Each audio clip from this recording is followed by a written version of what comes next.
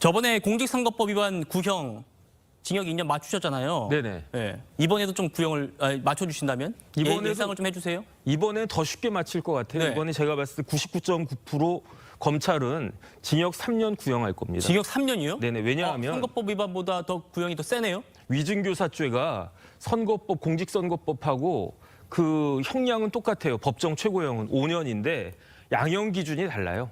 양형 기준이 공직선거법은 그 가중 요소가 있을 때 2년까지 하는 게 좋겠다 이렇게 권고하고 있는데 위증교사죄는 가중 사유가 있을 때에는 3년까지 처하는 게 좋겠다 이렇게 되어 있거든요. 그러니까 제가 봤을 때 거의 99% 검찰에서는 네. 징역 3년을 구형할 것이다. 왜 그러냐면 가중 요소를 크게 세 가지 들고 있거든요. 첫 번째, 위증보다 위증교사죄를 더 강하게 처벌합니다. 제가 판례 같은 것들 쭉 사례를 찾아봤더니 위증한 사람보다 거의 99% 이상이 위증을 교사한 사람을 더 강하게 처벌했어요. 왜냐하면 위증보다 위증을 교사한 것이 더 나쁜 거기 때문에 위증을 교사한 사람이 그 위증으로 인해서 실질적인 이익을 보는 사람인 경우가 대부분이기 때문에 네. 그렇기 때문에 위증교사 더 강하게 처벌하고요.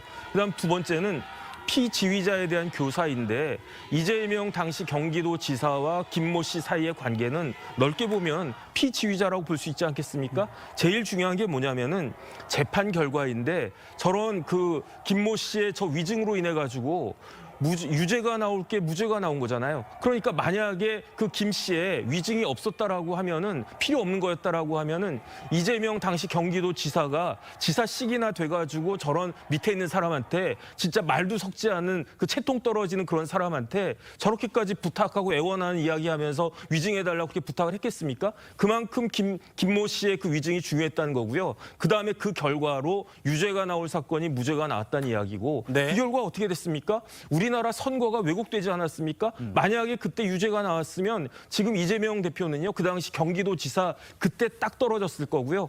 그다음에 그렇게 되면 어떻게 됐겠습니까? 지금 저런 정치인 행세 자체를 갖다가 하지 못했을 것이다. 그러니까 이렇게 가중 요소가 차고도 넘치는데 그 양형 기준에서 그 이야기하고 있는 그 3년을 구형하지 않을 수 없을 것이다라고 저는 생각을 하고요. 그렇군요. 한 가지만 더 말씀을 드리면 네.